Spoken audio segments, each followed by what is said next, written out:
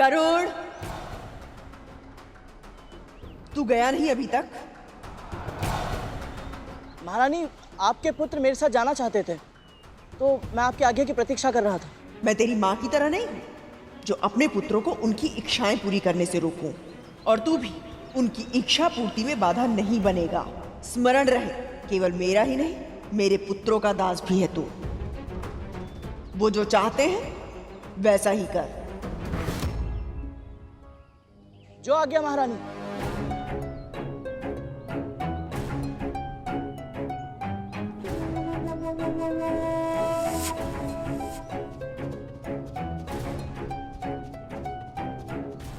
ऐसा कुछ नहीं होगा। मेरे पुत्रों के हित के लिए सबसे उत्तम क्या है, इस बारे में मेरे और मेरे स्वामी के विचार बिल्कुल भिन्न भिन्न हैं। मैंने पहले भी कहा था, एक पिता अनासक्त हो सकते हैं, किंतु मेरे लिए संभव नहीं है। और इसलिए मैंने उस गरुड़ रूपी संकट को अपने मार्ग से हटाने के लिए एक ऐसा उपाय सोचा है जिसकी काट संभव नहीं है। सत्य कहा तुमने, तुम्हारा उपाय अचूक है। जो तुमने सोचा वही होगा। विष्णु लोक की यात्रा के समय सूर्यदेव और गरुड़ की भेंटावशी हुई थी, किंतु उसने सूर्यलोक में प्रवेश नहीं किया था। किंतु अब तुम्हारे आदेश के कारण उसे सूर्यलोक के भीतर प्रवेश करना होगा, और तब होगा उसे सूर्य के असहनीय तेज और विकराल ताप का अनुभव। उसके पंख जल जाएंगे। मृत्यु नहीं भी हुई तो भी तड़प तड़प कर वो पृथ्वी पर गिर जाएगा।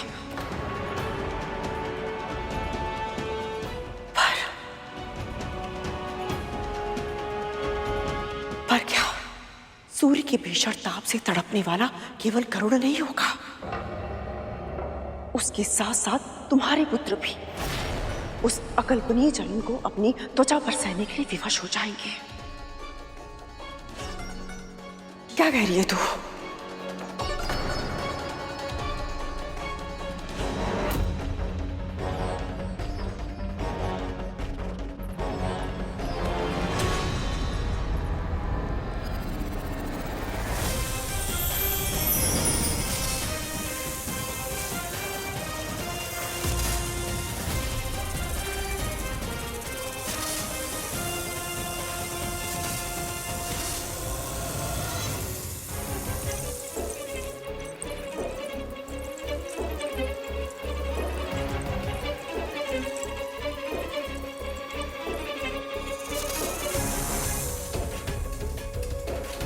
गरुड़, चलो चलो चलो। रुक जा गरुड़।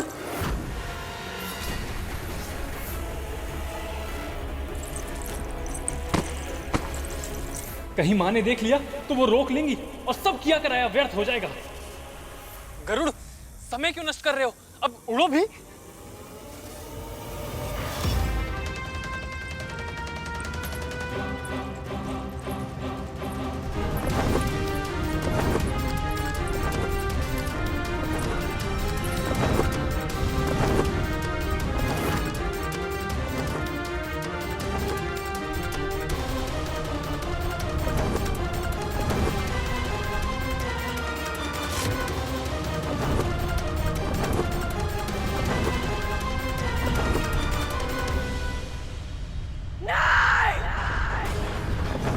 गरुड़ ऐसे ही और तीव्र और गति से अड़ो।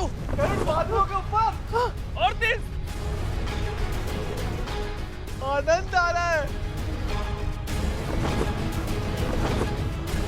बिट्टू भैया, धूमल भैया, वो देखो, इतनी ऊंचाई से हमारा महल कितना छोटा लग रहा है। वो माँ है क्या? हाथों के संकेत से ऐसा प्रतीत होता है कि वो हमें विदा कर रही हैं।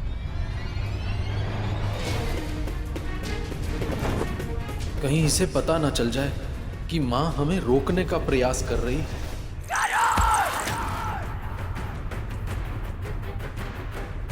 अरे गरुड़, ध्यान कहाँ है तुम्हारा? अरे और ऊपर उड़ो ना।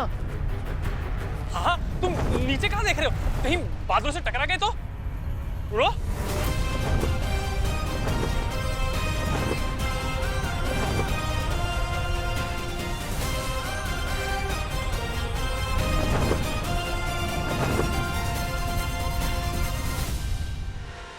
माँ माँ माँ, क्या हुआ? माँ आप इतनी घबराई हुई क्यों है? क्या हुआ माँ? बोलिए कुछ। बोलिए माँ।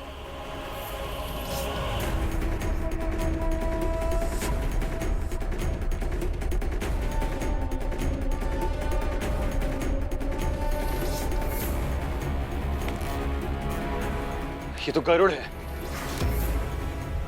गति बढ़ाओ। गति बढ़ाओ, गति बढ़ाओ।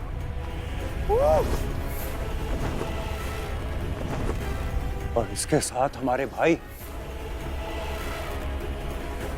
ये उन्हें कहाँ लेकर जा रहा है?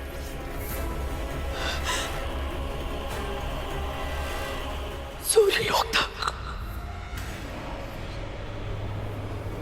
मैंने ही आदेश दिया था गरुड़ को वहां पे चढ़ने के लिए, ये सोच करके उसके पंख चल जाएंगे, उसकी शक्ति समाप्त हो जाएगी। किंतु ये तो मेरे पुत्र को लेकर चला गया। गरुड़, नीचे आ।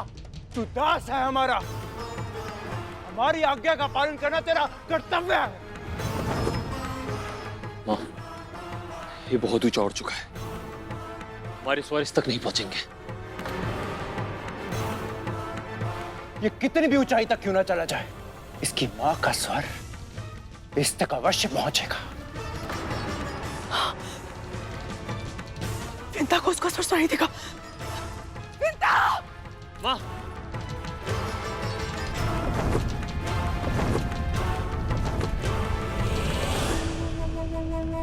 कल्पना भी नहीं की थी आकाश में इतना आनंद आएगा।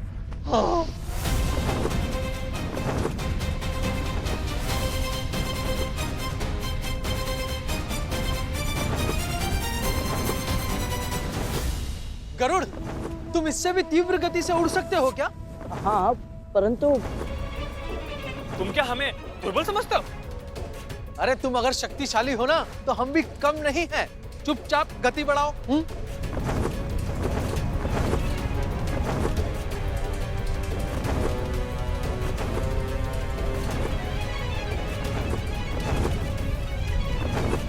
हम अंतरिक्ष में आ गए।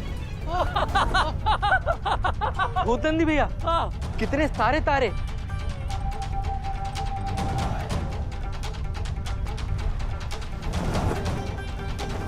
अरे नीचे देखो, हमारी पृथ्वी।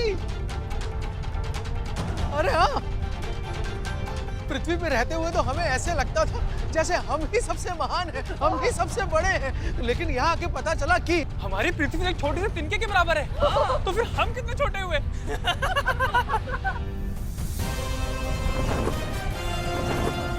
अच्छा ही हुआ कि ये सब मेरे साथ इस यात्रा पर चले आए। संभव है यह अनुभव इन्हें विनय का महत्व सिखा दे और पृथ्वी पर लौटने के बाद ये सब माँ को दास्ता से मुक्त कराने के लिए बड़ी माँ को मनाने में मेरी सहायता करें। विंता! विंता!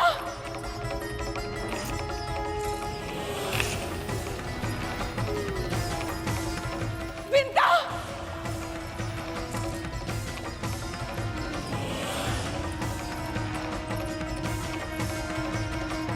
विंता!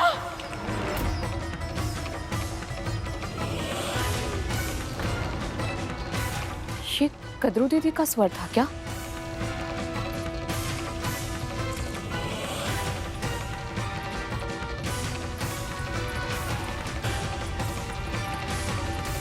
मुझे ऐसा क्यों लगा जैसे वो मुझे पुकार रही हूँ। पर वो यहाँ वन में क्या करेंगी? विंता! विंता! विंता! विंता! दीदी, मेरे पुत्र को बचा ले, उनकी रक्षा कर विंता, उनकी रक्षा कर। पर हुआ क्या है? आप ऐसे क्यों कह रही हैं? वापस बुला ले उसे। सोच क्या रही है? वापस आने का आदेश दे उसे। आप इतनी घबराई हुई क्यों हैं और किसे वापस लौटने का आदेश दूं मैं? गरुड़ को। मैंने उसे सूर्य पुष्प लाने भेजा था, किंतु मेरे पुत्र भी उसके पीछे चले गए। मैंने बहुत पुकारा उसे धरती पर वापस आने के लिए भी कहा, कि उसने मेरी नहीं सुनी। वो बहुत दूर जा चुका, मेरी ध्वनि उस तक नहीं पहुंच रही है। तू बुलाना उसे। यदि मेरे पुत्र को कुछ हो गया तो मैं जीवित नहीं रह पाऊंगी पिता। तू ही है जो उसकी रक्षा कर सकती है। बुला ले अपने पुत्र को वापस, बुला ले। बुलाना, बुला अपने पुत्र को। आप चिंतित मत होइए, मैं उसे वापस बुलाती हूँ। गरुड़, गरुड़, गरुड़।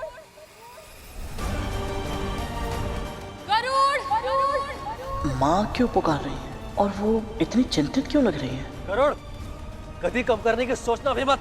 हमारी माँ ने तुम्हें जो कार्य दिया है ना, उसे पूरा किए बिना तुम वापस नहीं लौट सकते हो। हाँ। भूलो मत गरुड़, तुम सिर्फ अपनी माँ के पुत्र ही नहीं, हमारे दास भी हो। इसलिए तुम तब तक वापस नहीं जा सकते जब तक हम आदेश ना दें।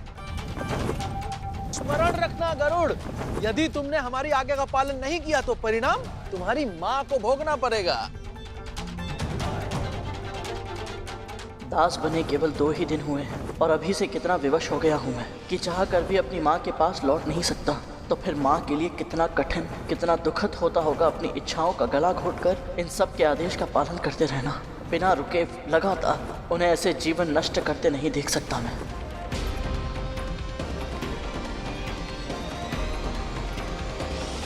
गरुड़ वापस क्यों नहीं आ रहा है विंता? पता नहीं दीदी, मेरी पुकार सुनकर वो वापस लौट कर ना आए, ये संभव नहीं है। हो सकता है कि मेरी पुकार उस तक पहुंच ही ना रही हो। ये भी तो हो सकता है कि वो आपकी बात सुन के अनसुनी कर रहा हो, और ये भी तो हो सकता है कि वो इस अवसर का उपयोग अपना प्रतिशोध लेने के लिए कर रहा हो।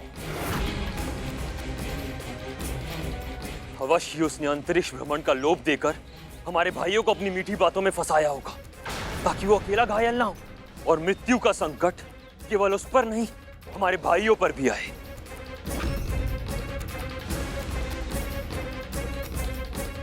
मेरा पुत्र तुम सब जैसा नहीं है। नैतिक मूल्यों का सम्मान करता है, मेरे दिए संस्कारों को मानता है। वो किसी को अपनी मीठी बातों में नहीं फंसाता, केवल सत्य और धर्म के मार्ग पर चलता है मेरा पुत्र। सब समझ में आ गया मुझे। आपने आज पवन की चर्चा इसलिए की क्योंकि आप चाहती थी कि मैं अपने पुत्र को छोड़कर यहाँ वन में आऊं और उसे सूर्यलोक जाने से रोक ना पाऊं। भली भांति जानती थी आप, सूर्यलोक में प्रवेश करना और वहां से सूर्य पुष्प लेकर वापस लौटना असंभव था, फिर भी आपने उसे यह आदेश दिया ताकि इसका पालन करने के कारण सूर्यदेव क्रोध में आ जाएं और ऐसी भीषण अग्नि वर्षा करें कि मेरे पुत्र के पंख जल जाएं और उसके प्राण।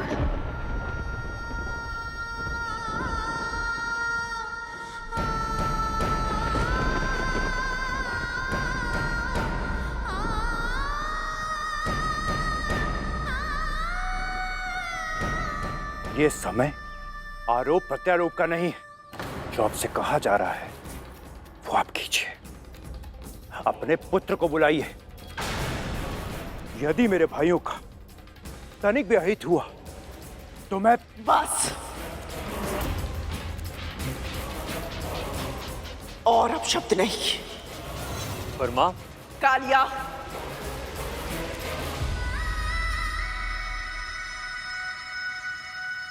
आज मैं विंता से एक महारानी की तरह नहीं, एक मां की तरह बात करना चाहती हूं।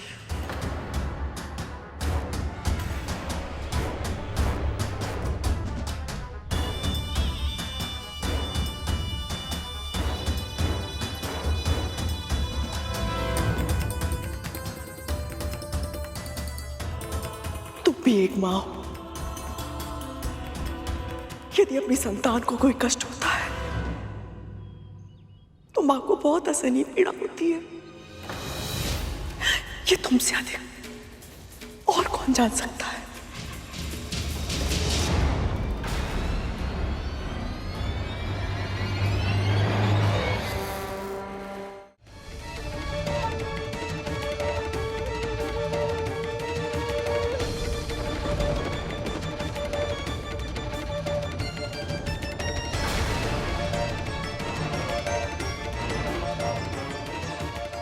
जानती हूँ तुम मुझसे क्रोधित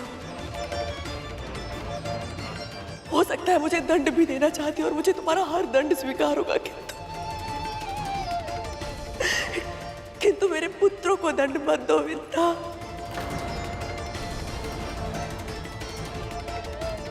अपने पुत्र को वापस बुला लो।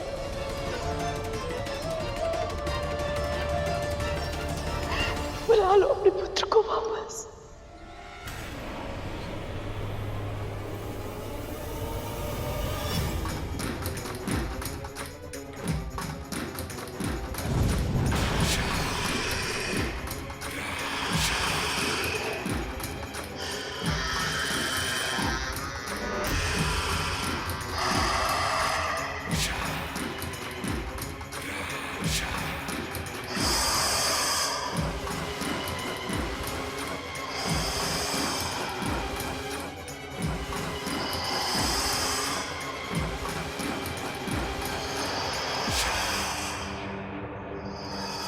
जब तक आप मेरे भाइयों की सहायता नहीं करती, आप यहां से नहीं जा सकते। धमकी देने की आवश्यकता नहीं है पुत्र। जानती हूं मुझे क्या करना चाहिए और मैं वही करूंगी, चाहे तुम सब मेरे और मेरे पुत्र के साथ किसी भी प्रकार का षड्यंत्र क्यों ना रचो। मंदिर जाना है मुझे। अपनी पुकार मेरे पुत्र तक पहुंचाने के लिए मुझे महाविष्णु का आशीर्वाद चाहिए। मुक्त करो मुझे।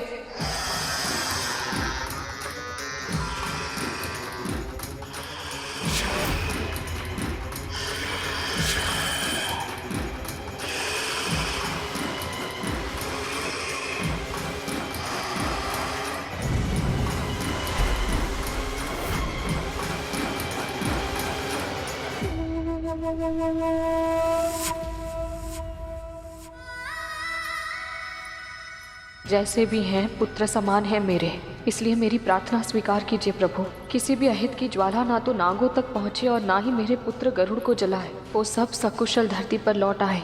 सहायता कीजिए प्रभु, सहायता कीजिए।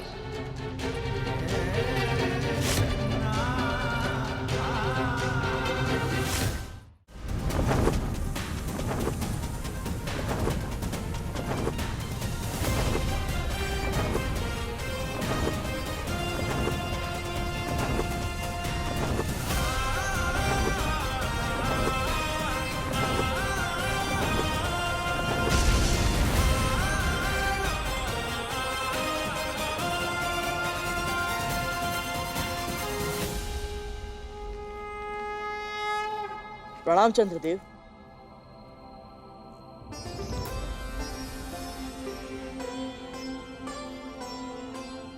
तुम सब यहाँ क्या कर रहे हो? बड़ी माँ का हवन करना है चंद्रदेव, इसलिए मैं सूर्यलोक जा रहा था सूर्य पुष्प लाने। मेरे नाग भाइयों को अंतरिक्ष भ्रमण करना था, इसलिए मैं इन्हें भी साथ ले आया। सूर्यलोक जा रहे हो तुम सब? तुम्हें पता भी है वहां का ताप कितना अधिक है?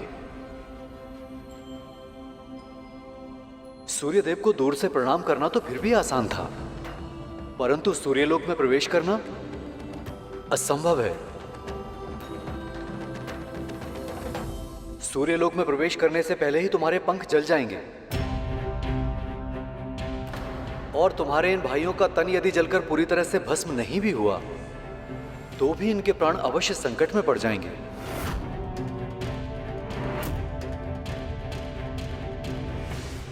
चंद्रदेव का कहना सही है। इस यात्रा में बहुत संकट है और आप सभी के प्राणों से अधिक महत्वपूर्ण नहीं है ये।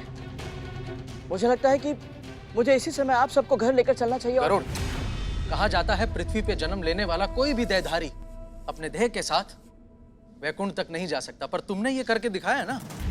और हम सब केवल इसलिए वापस लौट जाएं कि इस यात्रा में हम सबके प्राण संकट में हैं। ऐसा नहीं हो सकता गरुड़। हमारी माँ ने हमारे जन्म के लिए कितनी प्रार्थनाएं की थी। हमारी माँ ने कितने मन से वरदान मांगा था कि उनके महाशक्तिशाली पुत्र हों। माना कि हम अपने बड़े भाइयों की तरह शक्तिशाली नहीं, मगर हम सब मन से योद्धा हैं। बिल्कुल सही कहा सरकुटा। हम वापस लौट के नहीं जाएंगे गरुड़। हम अपनी माँ को निराश नहीं कर सकते हैं। हम सूर्य लोक जाएंगे और ये हमारा आदेश है।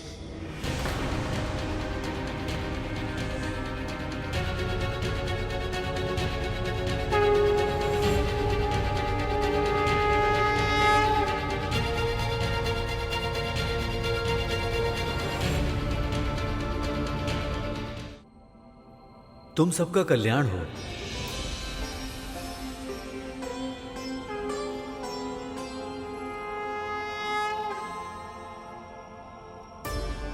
गरुड़, चंद्रमा के बाद और सूर्य लोक से पहले और कौन से ग्रह आएंगे? पृथ्वी और सूर्य के बीच 2 और ग्रह होता है। सबसे पहले आता है शुक्र, जिसका रंग श्वेत और ये उज्जवल स्वभाव का ग्रह है, परंतु ज्वालामुखियों से भरी इसकी सतह का तापमान बहुत अधिक होता है। फिर इसके बाद आता है बुध ग्रह, जो सूर्य के सबसे निकट है। इसका रंग भूरा होता है, जो सूर्य के चारों ओर तीव्र गति से घूमता रहता है। इसकी कक्षा बहुत छोटी होती है। दिन में ऊष्मा और रात में शीत सबसे अधिक होती है। वाह गरुड़, तुम्हें ये सब कैसे पता? मेरी माँ ने सूर्यमंडल और अंतरिक्ष के बारे में बहुत कुछ बताया है मुझे। गरुड़, हमें भी ये दोनों ग्रह देखने हैं। हाँ गरुड़। नहीं तक तो भैया, बिना किसी कारण के इन ग्रहों पर जाना और वहां की शांति भंग करना उचित नहीं है। हम दूर से ही इन ग्रहों को प्रणाम करके अपने मार्ग पर आगे बढ़ जाएंगे। और वैसे भी हमारी दोनों माएं हमारी प्रतीक्षा कर रही होंगी।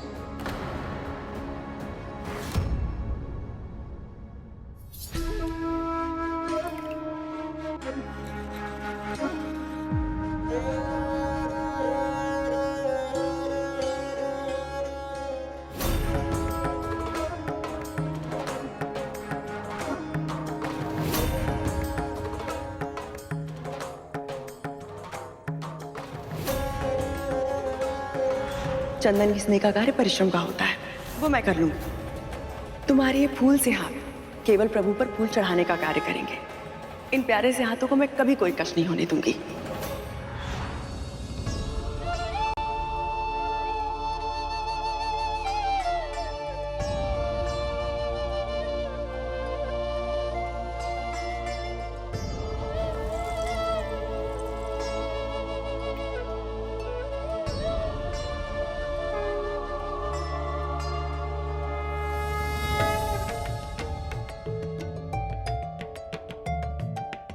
हे प्रभु, मैं जानती हूँ कद्रू दीदी ने सदैव मेरे पुत्रों का आहित ही किया है।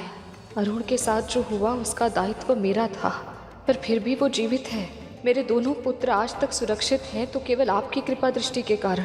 पर प्रभु, मैं अपना धर्म नहीं छोड़ूंगी, इसलिए मेरे गरुड़ के साथ साथ नागों पर भी अपना आशीष बनाए रखेगा। सभी को सुरक्षित रखेगा प्रभु।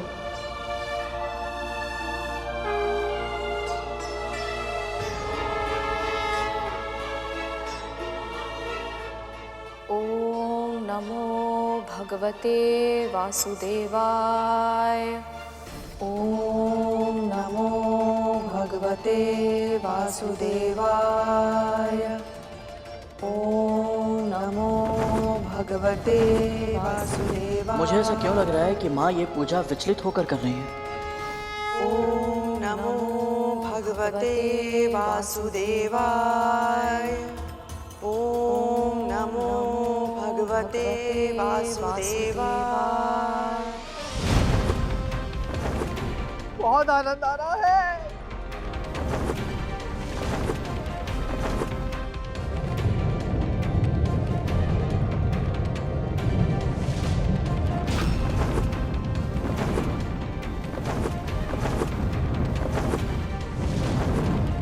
गरुड़, संभाल के।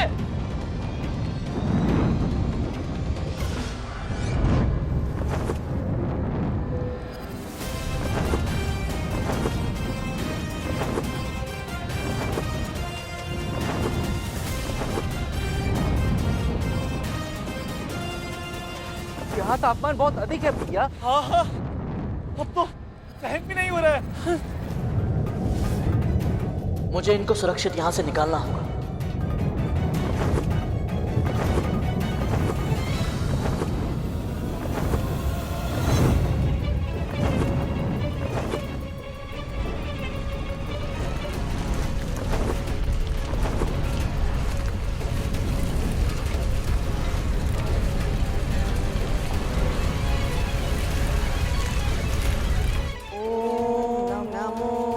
भगवते वासुदेवाय।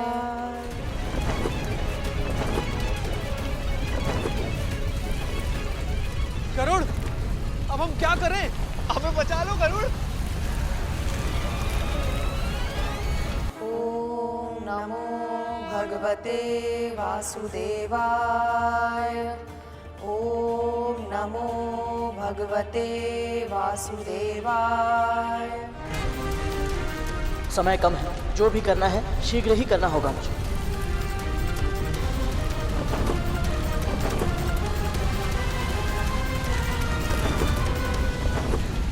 गरुड़ बचाओ हमें, गरुड़ बचा लो। कैसी शक्ति है ये जो मुझे खींच रही है? मैं उड़ क्यों नहीं पा रहा हूँ?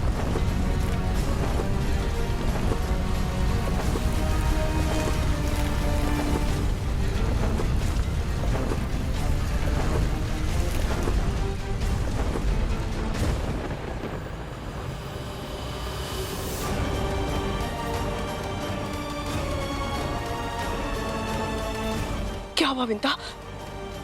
तुम्हें कुछ दिखाई दिया क्या? जब मैंने प्रभु का ध्यान करना प्रारंभ किया था तो मुझे लगा कि गरुड़ बहुत तीव्र प्रकाश की ओर जा रहा है, पर अचानक क्या? अचानक ऐसा आभास हुआ जैसे कोई दृश्य शक्ति उसे अंधकार की ओर लेकर जा रही है।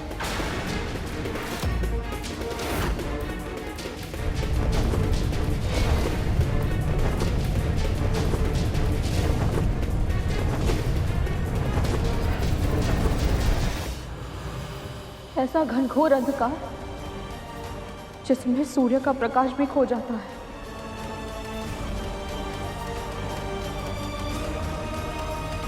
शक्ति? कैसी शक्ति? कहाँ है वो गरुड़? कहाँ है मेरे भाई? उत्तर दीजिए दासी माँ। नहीं जानती मैं, पर मेरा अंतर्मन कहता है बहुत दूर है वो सब।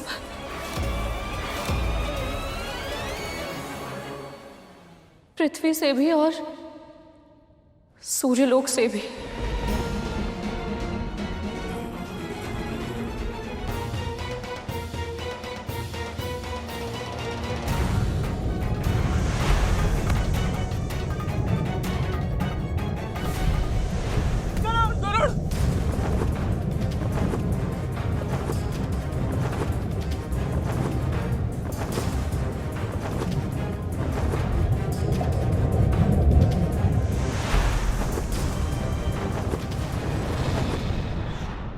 ये देख रहा है गरुड़? सूर्य से छठा ग्रह है ये, और आकार में बृहस्पति के बाद हमारे सौर मंडल का दूसरा सबसे बड़ा ग्रह है शनि। इसकी सबसे बड़ी विशेषता है इसके वलय या छल्ले, जो मुख्य रूप से हिम से बने हैं, पर उनमें कुछ मात्रा में धूल से बनी छोटी चट्टानें भी होती हैं। यदि मेरा अनुमान सही है तो ये शनि ग्रह है, पर वो तो पृथ्वी और सूर्य से बहुत अधिक दूर है। इसका अर्थ है कि हम सच में मार्ग भटककर बिल्कुल विपरीत दिशा में आ गए। माँ और बड़ी माँ दोनों प्रतीक्षा कर रही होंगी। गुरुत्वाकर्षण के कारण मैं अंतरिक्ष में तो नहीं जा सकता। उचित यही होगा कि यहाँ से मैं इस ग्रह पर उतर जाऊँ।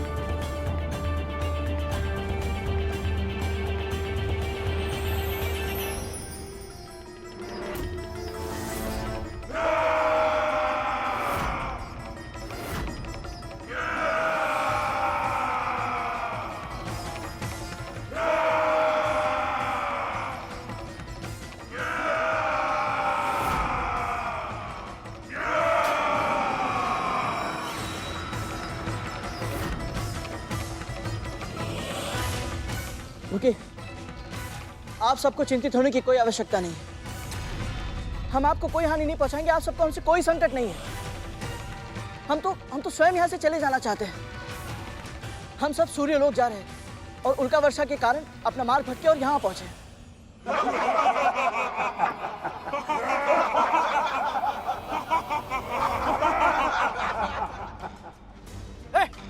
हंस क्यों रहे हो तुम? हमें मूर्ख समझा है क्या? कारण बताओ, नहीं तो फिर परिणाम के लिए तैयार हो जाओ। शनि ग्रह है ये, अपनी इच्छा से ना कोई यहाँ आता है और ना कोई जा पाता है। तुम सभी के कर्म तुम्हें यहाँ खींच कर लाए हैं, और जब तक इस ग्रह के स्वामी शनिदेव तुम्हें यहां से जाने की अनुमति नहीं देते, तुम सभी बंदी रहोगे।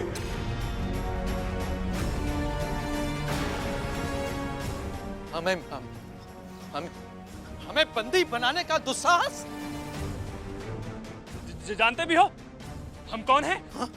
तख्तू भैया, धूमल भैया, शांत हो जाइए। युद्ध नहीं करना है हमें। नहीं गरुड़, भाइयों तैयार हो जाओ। इन मूर्ख सिपाहियों को और इनके स्वामी को पता चलना चाहिए कि हम कद्रू मां के पुत्र हैं। महाशक्तिशाली, महाबलशाली नाग हैं हम।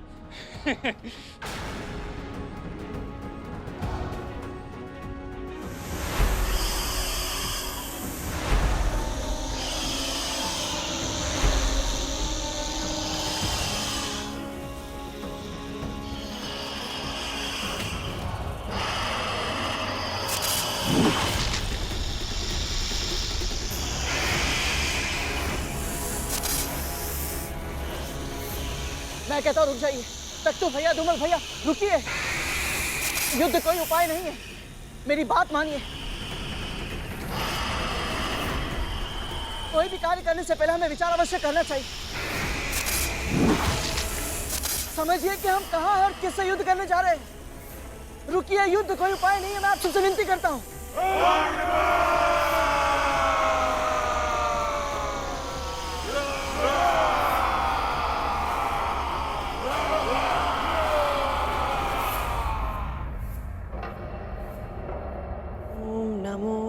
भगवते वासुदेवाय। दीदी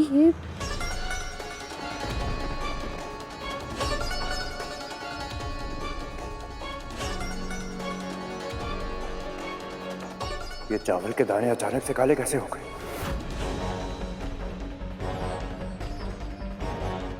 ऐसा तो तब होता है जब शनिदेव का प्रभाव हो।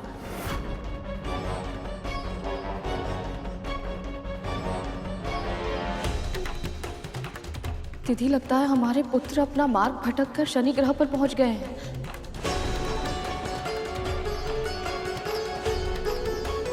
यदि शनिदेव की वक्र दृष्टि उन पर पड़ गई तो अनर्थ हो जाएगा।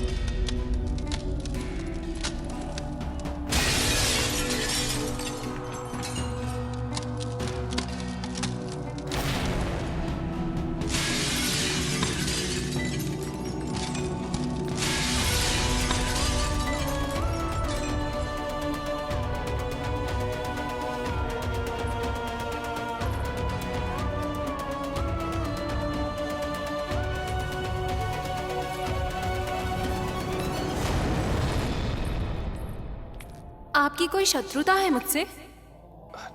नहीं, नहीं तो आप हर बार ऐसा क्यों करते हैं? जब भी मैं साज श्रृंगार करती हूँ, आप मेरे दर्पण पर अपनी दृष्टि क्यों डाल देते हैं? हम तो बस आपको देखना चाहते हैं देवी, परंतु नियति का व्यंग्य देखिए। हम आपको प्रेम से निहारना तो दूर, आपको अपने नेत्र उठाकर एक पल देख भी नहीं सकते। प्रिय, ये कैसा श्राप दे दिया आपने हमें?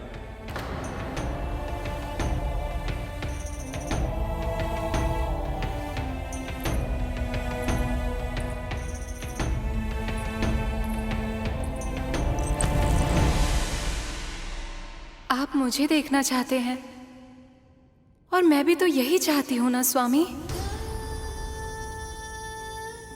इस संसार की हर स्त्री यही चाहती है कि जब वो साज सज्जा करे तो उसका पुरुष उसे निहारे, अपनी प्रिया के काजल से सुसज्जित गहरी आंखों में डूब जाए, लाज स्वयं रंग बनकर उस स्त्री के गालों पर छा जाए, उसके अधरों की लाली चुंबन के माध्यम से उसके पुरुष के हृदय में सदा सदा के लिए अंकित हो जाए। मैं भी तो एक स्त्री हूं स्वामी, जो अपने पति से प्रशंसा के लिए तरस रही है। ये साज सज्जा, ये अलंकार, ये सब आपके लिए ही तो है।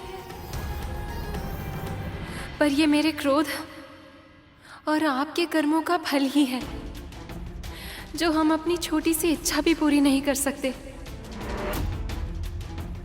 एक दूसरे की आंखों में एकटक देखते हुए प्रेम से निहार भी नहीं सकते। इस पूरे सृष्टि में ऐसा कोई नहीं है जो आपकी वक्र दृष्टि से भयभीत ना हुआ हो, स्वयं महादेव शिव शंकर भी। आपको स्मरण है ना कैसे उन्हें आपकी वक्र दृष्टि का प्रकोप सहना पड़ा था? प्रणाम महादेव।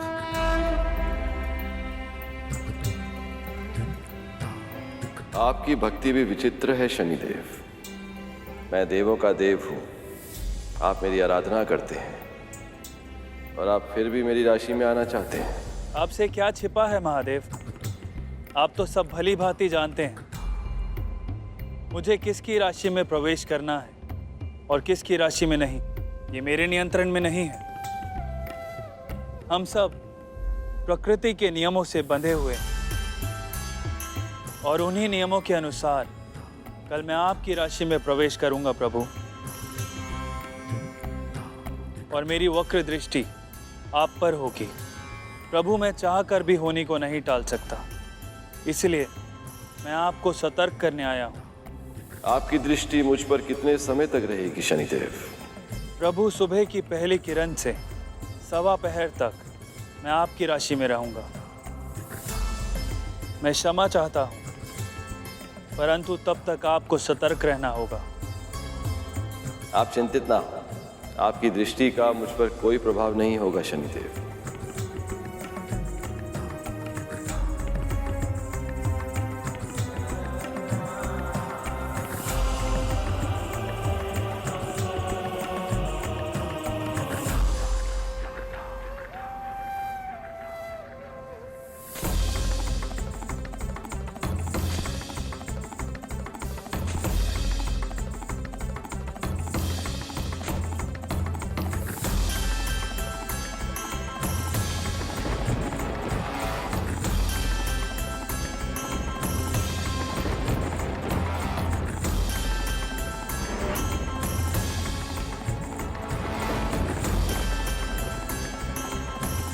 इस विशाल वृक्ष का ये कोटल अवश्य ही मुझे संभालेगा। सूर्य की किरणें भी इसमें प्रवेश नहीं कर सकती, तो मुझ पर शनिदेव की दृष्टि कैसे पड़ेगी?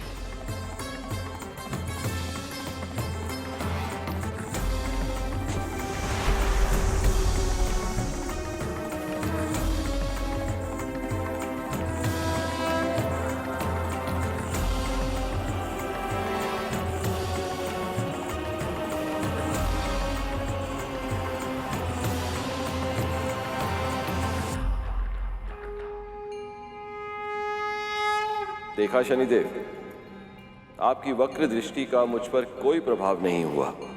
प्रभु, आपके वरदान के कारण मेरी वक्र दृष्टि के प्रकोप से ना तो कोई देव सुरक्षित रह सकते हैं, ना ही मानव, दानव और ना ही स्वयं आप प्रभु। मेरी वक्र दृष्टि का ही प्रभाव था जो आपको कैलाश धाम छोड़कर इतने समय तक वन वन भटकना पड़ा और अंत में एक वृक्ष की कोटर में शरण लेनी पड़ी। परंतु मुझे सत्य का आभास है प्रभु, और सत्य ये है कि आज आपने मेरी वक्र दृष्टि के प्रभाव को सार्थक कर इस संसार में मेरी मान्यता को और वृद्धि दे दी। इस आशीर्वाद के लिए मैं आपका कोटि कोटि धन्यवाद करता हूं प्रभु। आशीर्वाद भी उसे ही प्राप्त होता है जो उसके योग्य होता है, और इस संसार में आपसे योग्य और कौन है। आज से चिरकाल तक आपको आपके न्याय के लिए जाना जाएगा।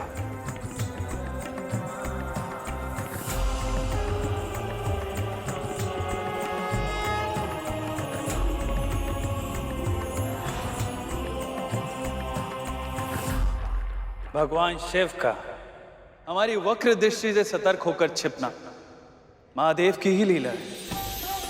भगवान शिव हमारे गुरुदेव हैं और वो ये भली भांति जानते हैं यदि एक गुरु ही शिष्य का सम्मान नहीं करेगा तो इस संसार में कोई उस शिष्य का सम्मान नहीं करेगा।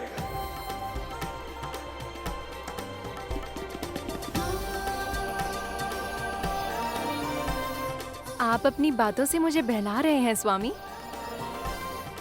महादेव के छुपने का कारण चाहे जो भी हो, किंतु ये सत्य है कि वो आपसे भयभीत अवश्य हुए थे, है ना?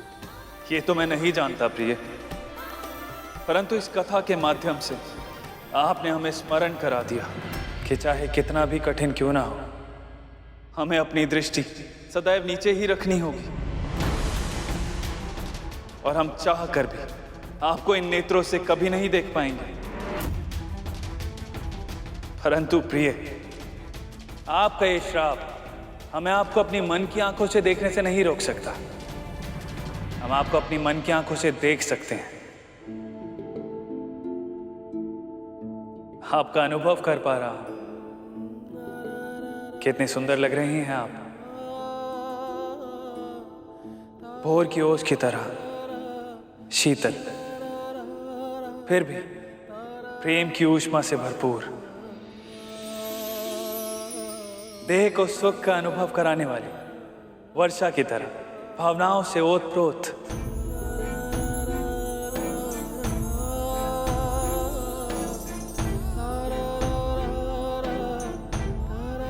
महाराज, हम पर आक्रमण हुआ है।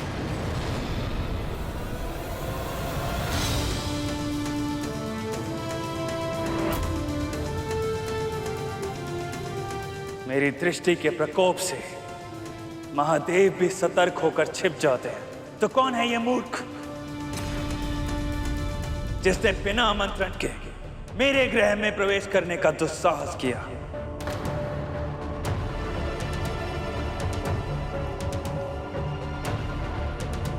हे महादेव, अब किसके जीवन पर इनकी वक्र दृष्टि का प्रकोप पड़ने वाला है? रुकिए, आप सब नहीं जानते आप लोग क्या कर रहे हैं। आप सबको इसका परिणाम नहीं पता है। युद्ध कोई उपाय नहीं है।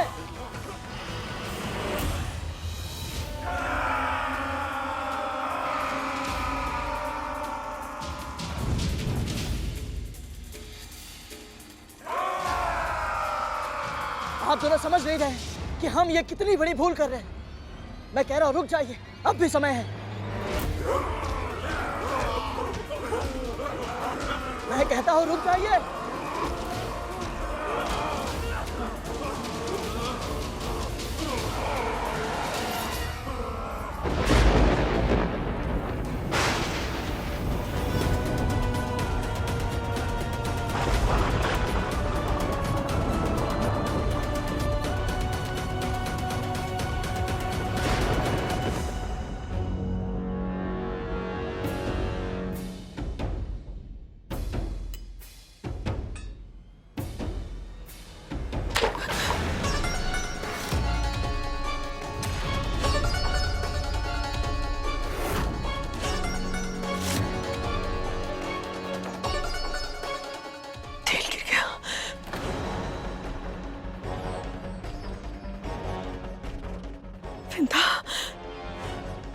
ये तो बहुत बड़ा संकेत है कि हमारे पुत्र शनिदेव के निकट ही हैं।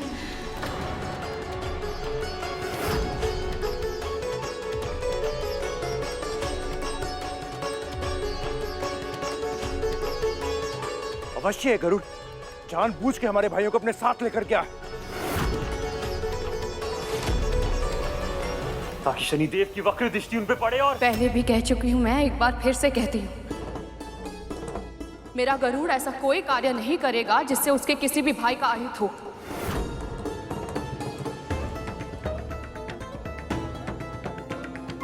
आपके पुत्रों को अपना दायित्व मानकर उनकी रक्षा करेगा। उन पर कोई भी संकट आने से पहले वो स्वयं उस संकट के सामने चट्टान की तरह खड़ा हो जाएगा, पर अपने भाइयों पर आंच तक नहीं आने देगा।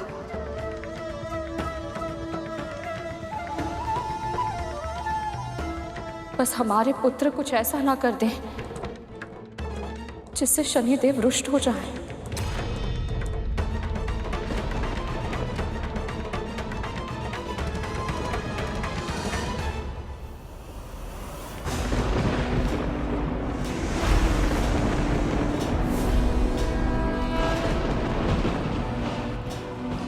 जिसने भी मेरी आज्ञा के बिना यहाँ आने का दुस्साहस किया है उसे इसका दंड भुगतना पड़ेगा।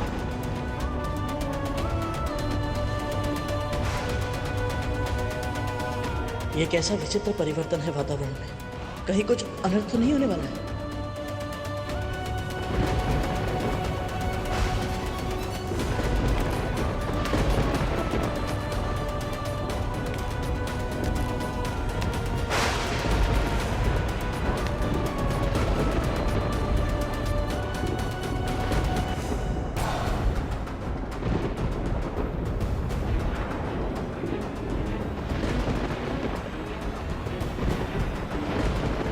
वातावरण बदल रहा है, क्या ये किसी अनिष्ट का सूचक है?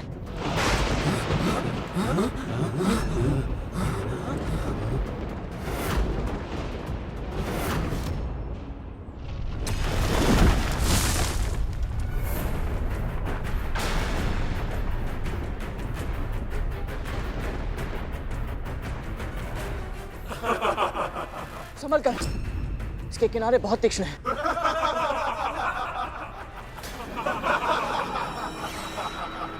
कहा था ना मैंने, जब तक शनि महाराज नहीं चाहेंगे तुम सब यहां से जाने के बारे में सोच भी नहीं सकते।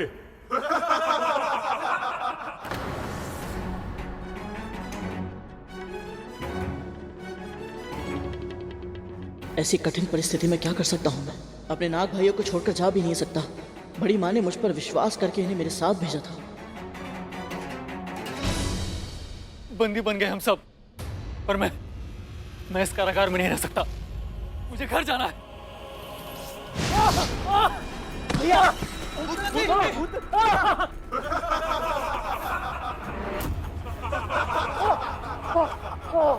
क्या लगा था तुम्हें?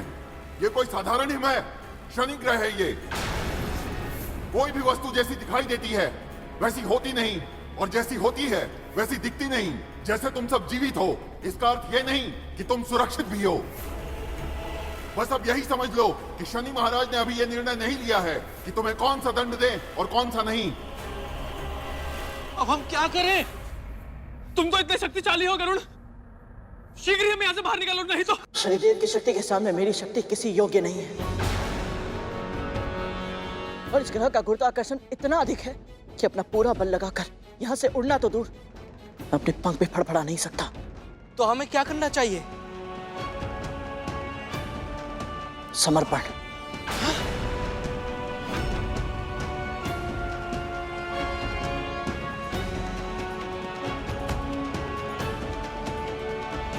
और प्रार्थना भी कि शनिदेव की वक्र दृष्टि हम पर ना पड़े। पर गरुड़, तुमने असुर सेना, महाराज बलि किसी के सामने घुटने नहीं टेके, तो फिर आज शनि महाराज के आने से पहले ही तुम क्यों?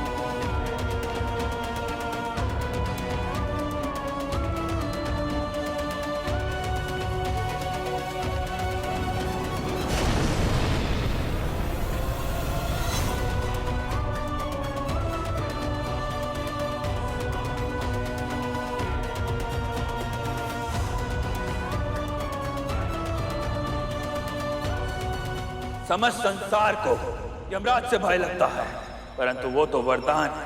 वो आते हैं, प्राण लेते हैं और चले जाते हैं, पर मैं श्राप हूं।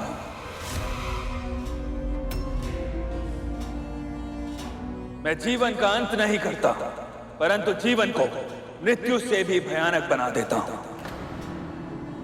मेरी दृष्टि से कोई नहीं बच सकता, और जिस पर भी मेरी वक्र दृष्टि पड़ जाती है उसका संपूर्ण विनाश होना निश्चित है।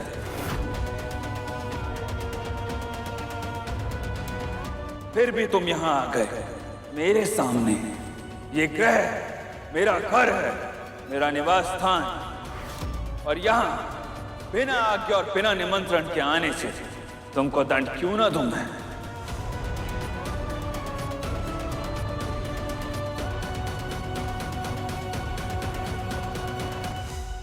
तेरा चौथा संस्कार है दृष्टि नीचे रखना। दृष्टि नीचे रखना? विनम्र रहना, तभी तो तू सुपात्र बन पाएगा। स्मरण रखना गुरु, विनम्रता से झुका हुआ शीश ही पूजनीय होता है। माँ, किंतु झुका हुआ शीश तो दुर्बलता की निशानी होती है। और अहंकार पतन का कारण होता है। अपने चारों ओर देख कर कुछ वृक्ष अहंकार से तने खड़े हैं, किंतु कुछ वृक्ष स्वाभिमान और विनम्रता का संतुलन स्थापित कर वायु के साथ झूल रहे हैं। जब आंधी आएगी तो तने हुए शीश वाले वृक्ष धूल में मिल जाएंगे, परंतु अपने लचीलेपन के कारण विनम्र वृक्ष वायु के वेग के साथ झुक जाएंगे और आंधी बीत जाने पर फिर से खड़े हो जाएंगे। तुम सबको किसने भेजा है यहाँ और किस कारण से आए हो?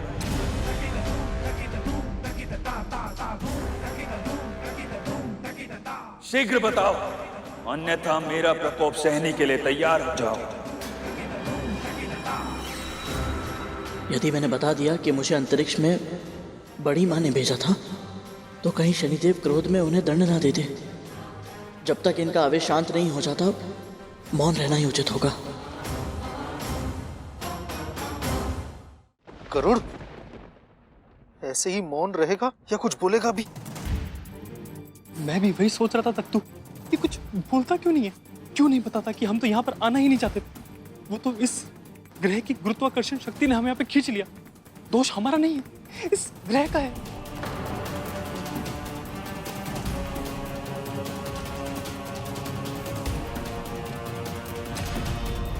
ये सब तो नाग है, उड़ नहीं सकते, तो तुम ही हो जो इन सबको यहां लेकर आए।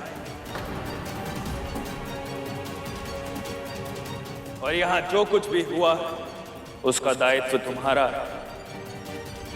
यदि इसी क्षण तुमने मुझे सत्य नहीं बताया तो मैं तुम पर अपनी वक्र दृष्टि डालने के लिए विवश हो जाऊंगा।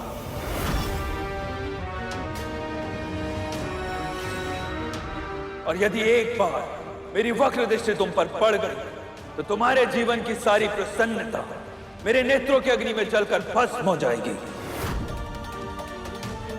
और फिर कभी तुम अपने किसी भी उद्देश्य को पा नहीं पाओगे और कभी भी किसी भी कार्य में सफल नहीं हो पाओगे।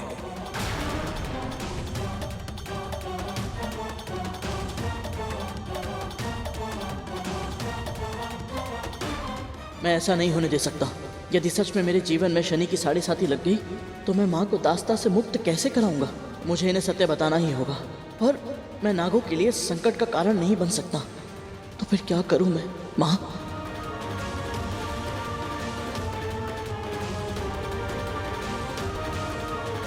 घबराओ मत पुत्र।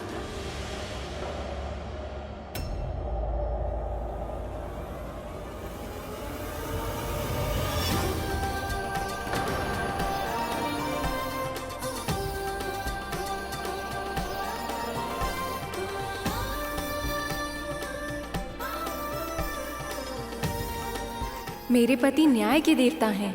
यदि तुमने कुछ भी अनुचित नहीं किया है तो इनसे भयभीत होने की कोई आवश्यकता नहीं है। जो भी मन में है स्पष्ट रूप से कहो।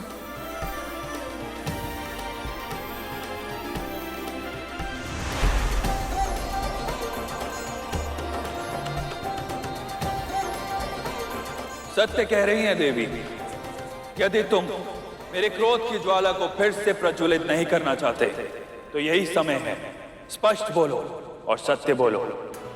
माँ ने सही कहा था, मौन रहने से कभी कभी बड़ी से बड़ी आंधी आकर भी चली जाती है।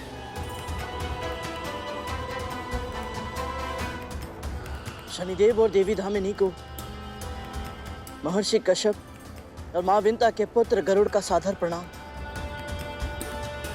सत्य ये है कि मैं अपनी बड़ी माँ के आदेशों का पालन करते हुए अपने नाग भाइयों को सूर्यलोक लेकर जा रहा था, परंतु उल्का पिंडों की वर्षा के कारण हम अपना पथ भटक कर यहाँ आ पहुंचे। आपके सैनिकों ने हमें शत्रु समझा और हमें बंदी बनाने का प्रयास किया, और मेरे नाग भाइयों ने भी अपने स्वभाव अनुसार इनका विरोध किया, और यह युद्ध कब आरंभ हो गया पता ही नहीं चला। परंतु शनिदेव, मेरे और मेरे भाइयों के मन में इस ग्रह के निवासियों के लिए कोई दुर्भावना नहीं है, बल्कि मुझे तो ऐसा लगता है कि अवश्य ही मैंने कोई शुभ कार्य किए होंगे कि मुझे आपके दर्शन करने का अवसर प्राप्त हुआ। मैं धन्य हुआ देव। मेरे दर्शन करना तो दूर, समस्त संसार मेरी छाया से भी परे रहना चाहता है, और तुमने कहा तुम्हें हमारे दर्शन करके अच्छा लगा। यदि तुम हमसे भेंट करके इतने ही प्रसन्न हुए तो अभी तक मौन क्यों थे? मैं मानता हूँ शनिदेव कि आपके विश्राम में बाधा डालने के बाद, आपके हाथ में त्रिशूल देखने के बाद मैं कुछ समय के लिए भयभीत अवश्य हो गया था, परंतु आपके विषय में मेरी माँ ने मुझे जो कुछ बताया है उसका स्मरण करने के बाद आप मेरे लिए भय का कारण नहीं, वंदनीय है। शनिदेव, मेरी ही तरह आपने भी अपने जन्म से पहले अपनी मां की पीड़ा को न केवल पहचाना बल्कि उसे सहन भी किया। तो भला दूसरों की पीड़ा को अपनी समझकर सहन करने वाले आप किसी और के लिए भय का कारण कैसे हो सकते हैं? मेरी मां की तरह आपकी मां को भी उनके अपनों ने बहुत पीड़ा पहुंचाई है, पर फिर भी ना तो वो धर्म के मार्ग से हटी और ना ही आप। सत्य तो ये है कि बचपन में अनेक कष्ट सहने के बाद जीवन में उन्नति पाने के लिए आपने बहुत कठिन तपस्या की शनिदेव, तब जाकर आपको न्यायाधीश का पद प्राप्त हुआ। इसलिए हर मातृभक्त को आपका अनुकरण करना ही चाहिए। यदि तुम्हें लग रहा है कि हमारी प्रशंसा करके तुम और तुम्हारे सभी नाग भाई हमारे प्रकोप से बच सकते हैं तो ये तुम्हारी भूल है।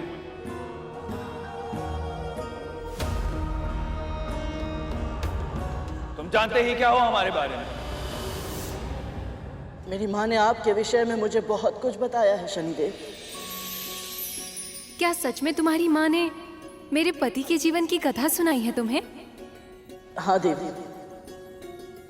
तो फिर मैं वो पूरी कथा जानना चाहूंगी, क्या तुम मुझे बताओगे? शनिदेव के सामने इनकी स्तुति करना, इससे बड़ा सौभाग्य मिले और क्या हो सकता है। अवश्य।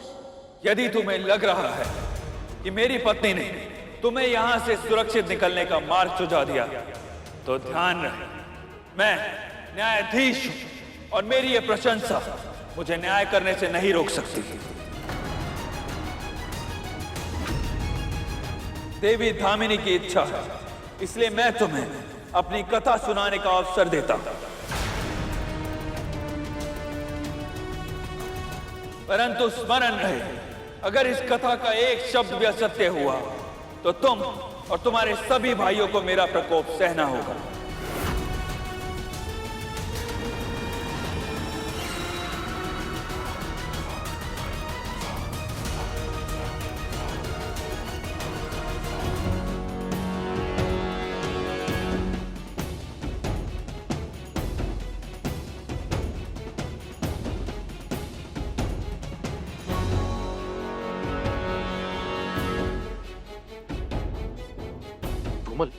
यदि इससे कथा सुनाने में भूल हो गई और शनि देव की दृष्टि इस पर पड़ गई तो इसकी तो 7.5 ही लग जाएगी। अपना उत्साह नियंत्रण में रख तत्तू। यदि उनकी दृष्टि गरुड़ के स्थान पर हम पर पड़ गई तो? मैं नहीं जानता कि मैं अपने भाइयों को यहाँ से सुरक्षित कैसे ले जा पाऊंगा, पर अभी मुझे उस बारे में सोचना भी नहीं चाहिए, क्योंकि माँ कहती है कोई भी कार्य एकाग्रता के साथ करना चाहिए। इधर उधर की बातों में मन को भटकने नहीं देना चाहिए। हे प्रभु, मेरा साथ दीजिएगा।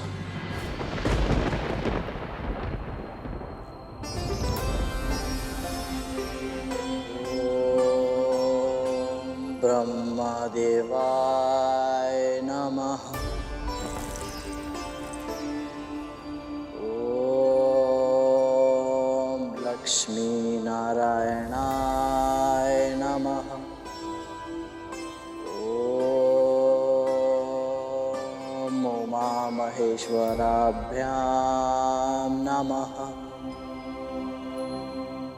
आज तुझे जो कथा सुनाऊंगी उसका महत्व अब तक की सभी कथाओं से अधिक है, क्योंकि ये कथा है न्याय को तरसते एक ऐसे बालक के जीवन की जो आगे चलकर न्याय का देवता बना। ये कथा है शनिदेव की।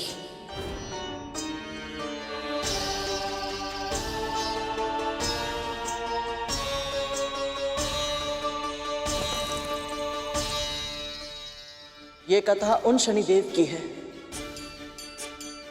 जिन्हें देवों के बीच अपना उचित स्थान प्राप्त करने के लिए बहुत संघर्ष करना पड़ा था।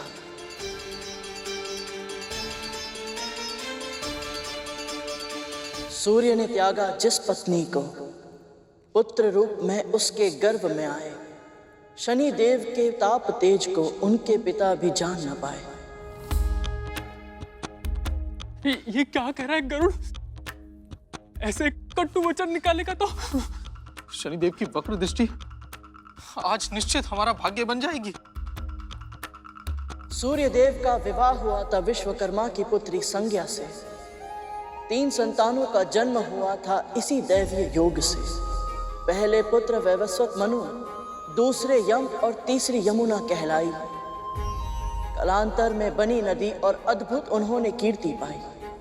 विवाह को बीते वर्षों फिर भी स्वामी के तेज को था सहना कठिन। जुलसता था अब भी संज्ञा का तन। उदासीन हो रहा था सूर्य कमल। उदास और खिन्न एक दिन भ्रमण कर रही थी संज्ञा, जब दिखी उन्हें अपनी छाया और विचार एक मन में आया।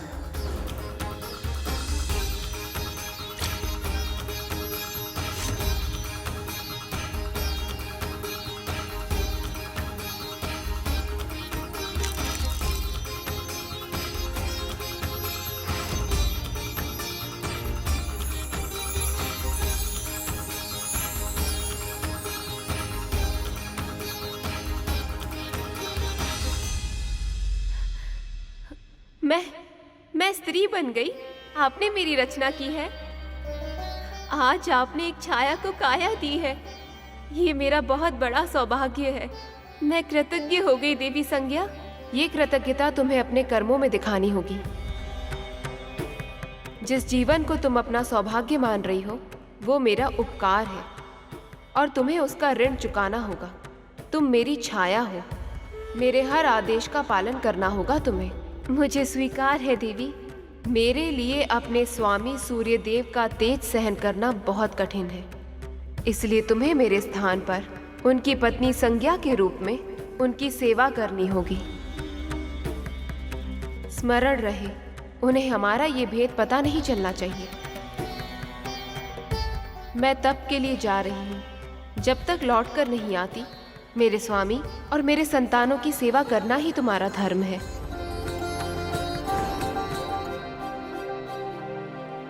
थी संज्ञा छाया जैसे बहने हो दो, सब कार्य साथ में करती थी, हर क्षण साथ में रहती, जीवन जीती और साथ में हंसती थी।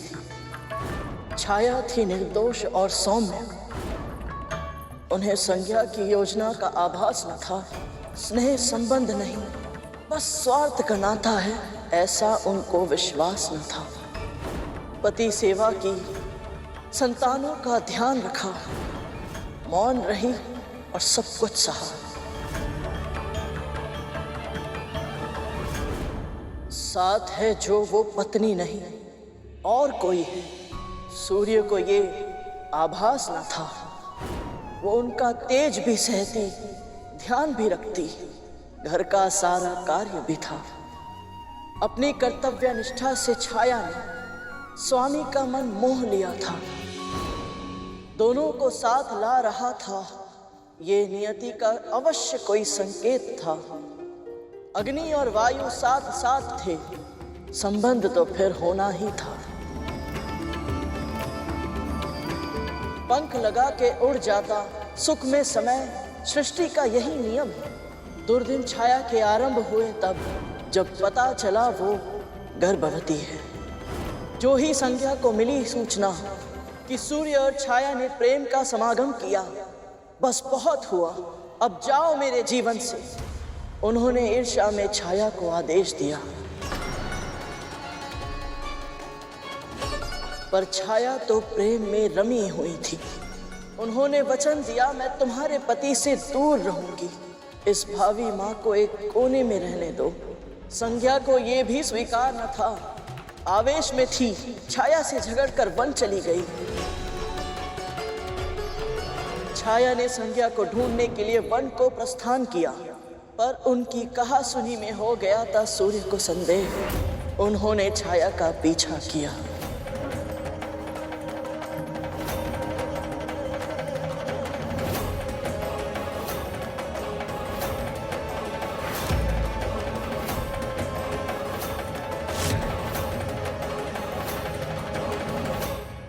देवी,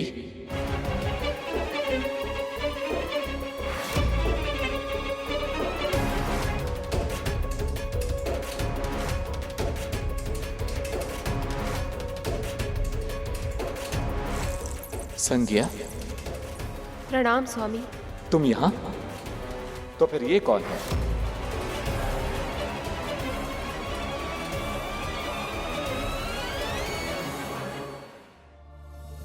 छाया है, तुम्हारी छाया। तो क्या मैं अब तक इसके साथ?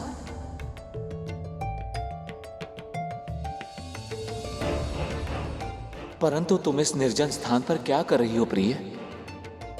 आओ मेरे साथ सूर्यलोक लौट चलो। मैं केवल तुमसे प्रेम करता हूं प्रिय। तुम्हारी छाया का मेरे लिए कोई महत्व नहीं है।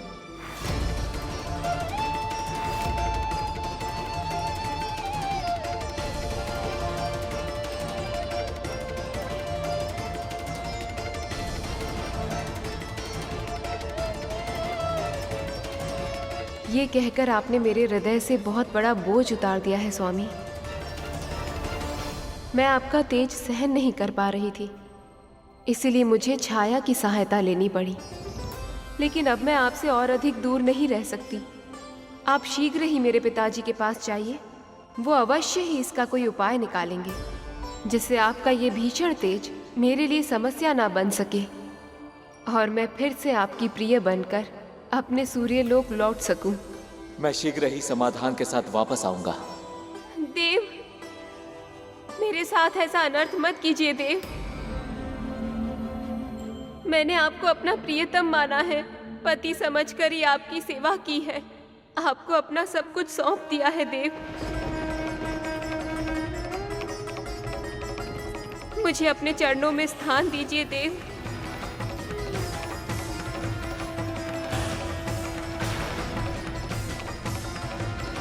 आपकी विरह के क्षण अब और शेष नहीं है देवी संज्ञा। ये विरह के क्षण शीघ्र ही समाप्त होंगे, ये मेरा वचन है।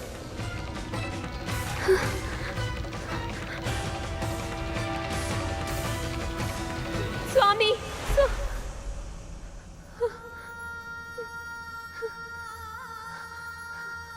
अब आप ही मेरी सहायता कीजिए देवी संज्ञा। आप ही कहिए न स्वामी से ऐसे मेरा तिरस्कार ना करें, अपना ले मुझे। मेरे मन की पीड़ा को आपसे अधिक और कौन समझेगा। आप मेरी बड़ी बहन जैसी हैं। बहन? कौन सी बड़ी बहन? कैसी बड़ी बहन? नाता जोड़कर मुझसे मेरा अधिकार छीनना चाहती हो? तुम केवल एक दासी हो। एक सेविका बनकर मेरी अनुपस्थिति में तुमने उनकी सेवा की है। परंतु अब मैं लौटने वाली हूँ। स्वामी का हृदय केवल मेरा है। जितना शीघ्र तुम अपना स्थान पहचान लो, तुम्हारे लिए उतना ही उत्तम होगा। कार्य दासी के और स्वप्न महारानी के।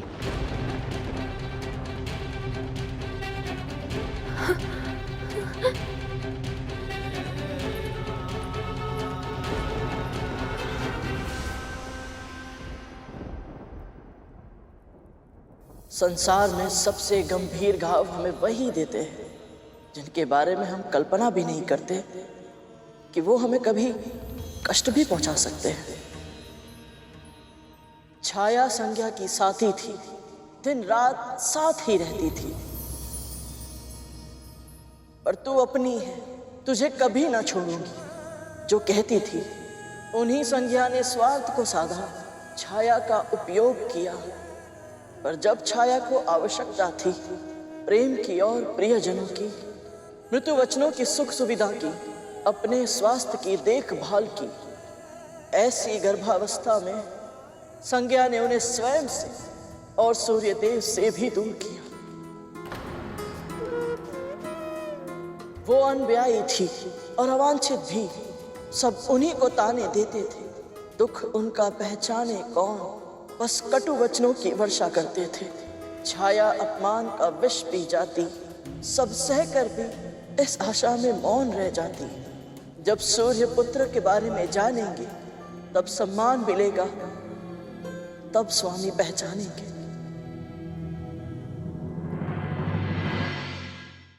जैसे मैं डिम में रहकर भी अपनी मां की पीड़ा को अनुभव कर पाता था, वैसे आप भी गर्भ में थे देव, पर अपनी मां के कष्ट आपसे छिपे हुए नहीं थे।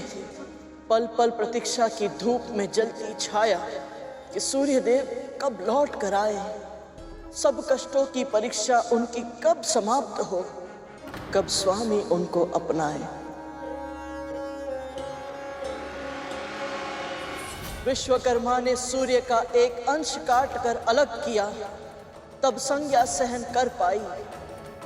आपका ताप कुछ कम हुआ, अब हम साथ रहे, कहकर वो घर लौट आई। पहले संज्ञा ने धुतकारा था, अब हृदय के स्वामी ने भी छाया को छोड़ा, त्याग किया। तिरस्कृत, अपमानित गर्भवती छाया वन को चली। उन्होंने तपस्या करने का निश्चय किया। ओम नमः शिवाय, ओम नमः शिवाय, ओम नमः शिवाय, ओम नमः शिवाय, ओम नमः शिवाय, ओम नमः शिवाय, ओम नमः शिवाय, ओम नमः शिवाय। ओम तत्पुरुषाय विद्महे महादेवाय धीमहि तन्नो रुद्रः प्रचोदयात्। ओम तत्पुरुषाय विद्महे महादेवाय धीमहि तन्नो रुद्रः प्रचोदयात्।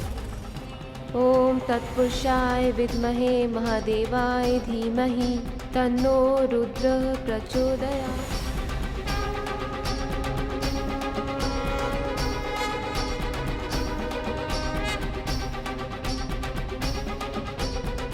आपका उद्देश्य पूर्ण हुआ देवी।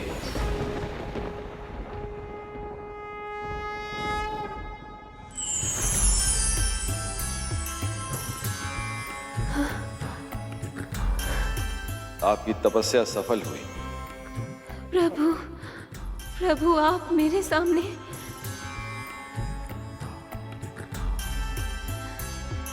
गर्भवती स्त्री के लिए संसार में सबसे महत्वपूर्ण होता है उसके गर्भ में पोषण पा रही संतान। मैं आपको वरदान देता हूं देवी, आपका पुत्र आपके कुल का नाम और भी ऊंचा करेगा। यश और कीर्ति को असीमित रूप से आगे बढ़ाएगा आपका पुत्र।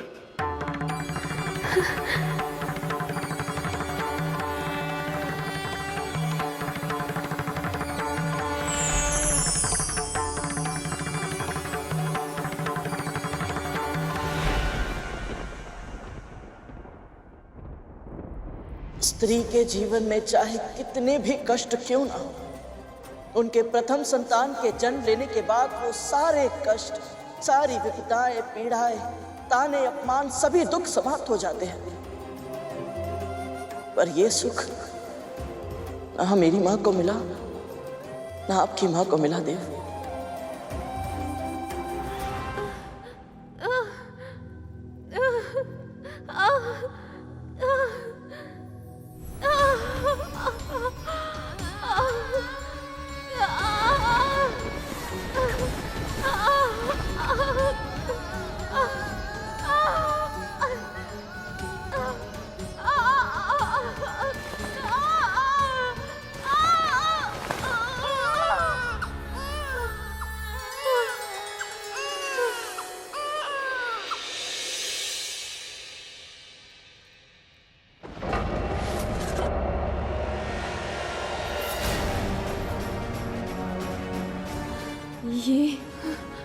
ये कैसे हो गया? सूर्य देव तो संसार को प्रकाश का उपहार देते हैं और उनका अपना पुत्र अंधकार से भी अधिक गहरा कैसे? क्या वो इसे अपनाएंगे?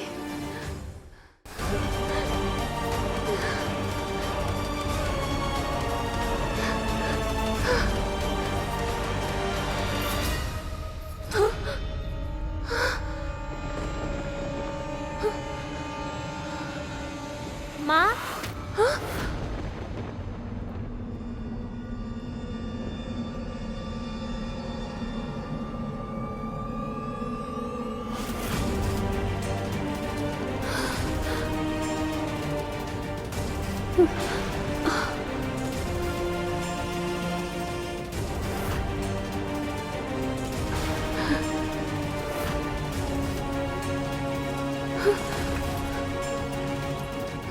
तो इतनी शीघ्र, इतना बड़ा कैसे? जब माँ कष्ट में हो तो संतान उसके दुख दूर करना चाहती है माँ, पर विवश होती है संतान माँ, और ऐसे में उसके भीतर अपनी माँ के लिए समर्थ बन पाने की हट जन्म लेती है, और उस हट के प्रभाव से उनका विकास अन्य बच्चों की तुलना में अधिक होता है माँ। ऐसे बच्चे शीघ्र ही बड़े हो जाते हैं माँ। मैं आपकी पीड़ा को तब से जानता हूँ जब मैं आपके गर्भ में आया था। आपके हर कष्ट को अनुभव किया है मैंने, और अब मैं आपको आपका अधिकार दिलाऊंगा। मेरे साथ चलिए माँ, हम सूर्यलोक जाएंगे।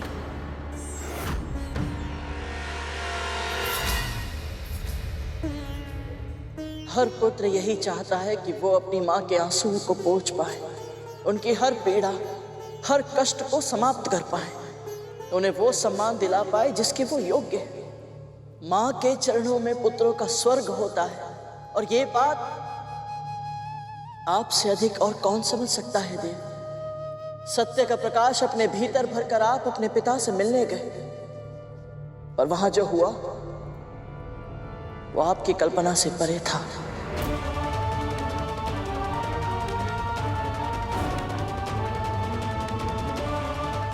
प्रणाम देव।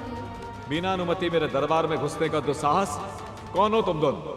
मैं देवी छाया और आपका पुत्र शनि हूँ, और आज यहाँ अपनी माँ को इनका अधिकार दिलाने आया हूँ। अधिकार की चर्चा बेसबोध मुख से।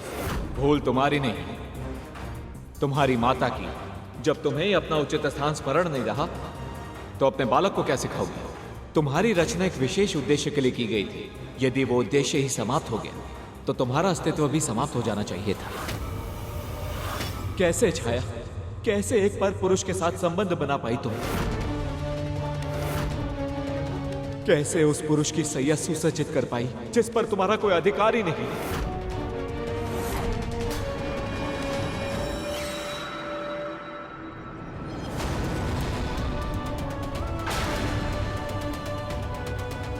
ये क्या कर रहा है गरुण?